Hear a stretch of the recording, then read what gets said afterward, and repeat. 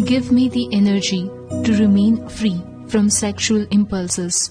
The sixth column.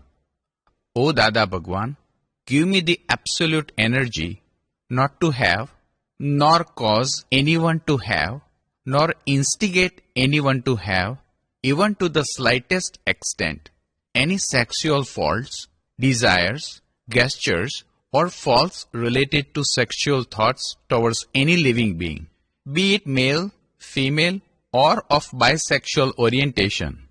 Give me the absolute energy to be continuously free from all sexual impulses. If you happen to view someone with a sexual intent, then immediately tell Chandubai, this is not right. This does not suit you. You are a person with noble qualities.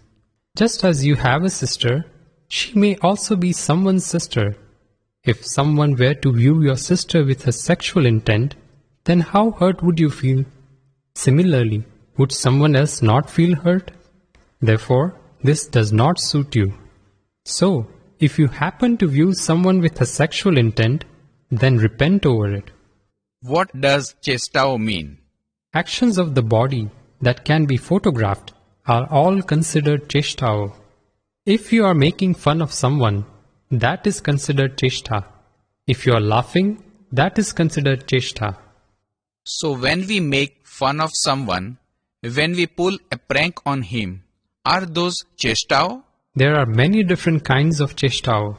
What are the chestao related to sexuality like? As all activities of the body pertaining to sexuality can be photographed, they are all cheshtao. That which cannot be done through the body are not cheshtao. Sometimes sexual desires and thoughts arise, but they do not come into action. Faults pertaining to thoughts are of the mind. Give me the absolute energy to be continuously free from all sexual impulses. You should ask for this much from Dada. Dada can bestow such grace. Do not have excessive temptation in any taste. The seventh column. O Dada Bhagwan, give me the energy to not have excessive temptation in any particular food taste. Give me the absolute energy to take meals with a balance of all tastes. When you sit down to eat and you only like certain vegetable dishes, only those made with tomatoes, and you keep remembering them later on, that is considered as prevailing in excessive temptation. Look, Dipanu, there is nothing wrong with eating tomatoes, but it should not keep coming to memory. Otherwise, all of your energies will be drawn towards the prevalence in excessive temptation. Therefore, you should say, whatever is served is fine with me. There should not be a prevalence in excessive temptation of any kind. Whatever is served on your plate, eat it without further ado. There should be no objection to it. Instead, accept whatever is served on your plate. Do not remember any other food. And what does samrasi mean? Samrasi means to eat everything. Sweet bread, soup, rice, vegetables. However, one should not indulge in sweet bread alone. And some people give up eating sweet food. The sweet food will place a claim against them. What have you got against me? The fault is committed by one entity, but another gets punished. Hey, how can you punish the tongue? The fault is of another entity. The fault lies with ignorance. But what is a samrasi diet? How can the same feeling be placed towards all food?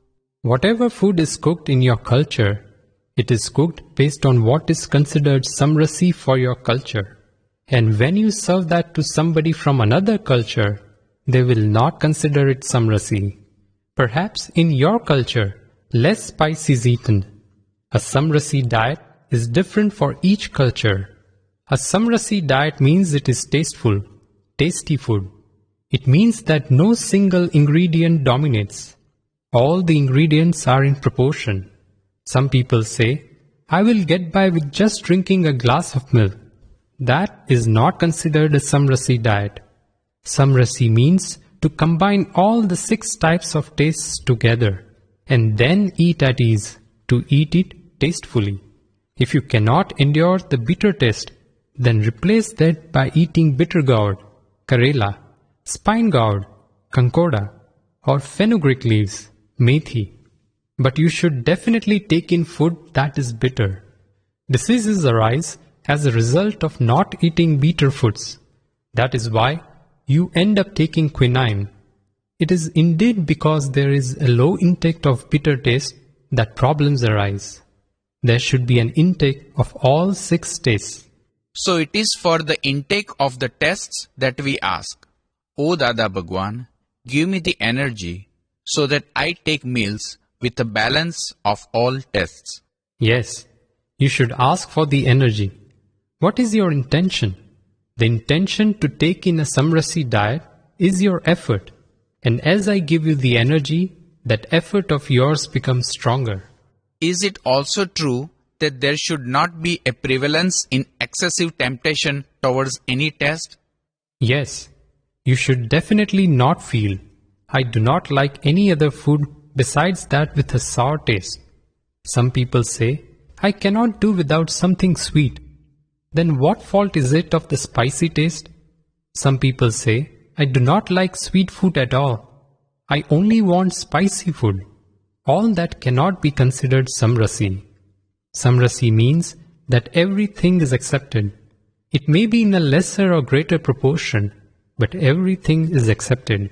Is there any connection between knowledge of the self and a samrasi diet? For the awareness of the knowledge, should we avoid meals that are not samrasi? As far as samrasi diet is concerned, for Mahatmas, everything is subject to Vyavasthit. So what is the need to fuss? This has been said for people at large who are not self-realized. However, our Mahatmas would at least think about eating as much of a samrasi diet as possible. I would say, bring me some chili peppers. And then I would also say, I am taking medicine for cough. Then we, the Gnani Purush, also know when a remedy is given for the cough. This is because the discharge Prakruti plays its part. Multiplication and division of the Prakriti. So is it this Prakruti that needs to have a samrasi diet? What is Prakruti? When that which was multiplied by 13 is divided by 13, that is when the Prakriti comes to an end. Now what would happen when that which was multiplied by 17 is divided by 13?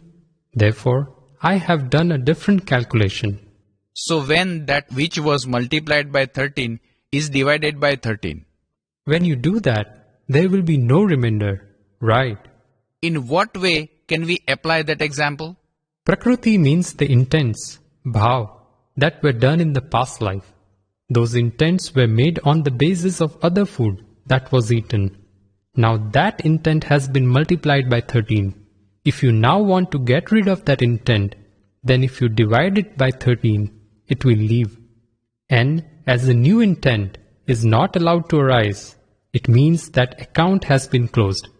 There are no new desires, so the account closes. The account should be sealed.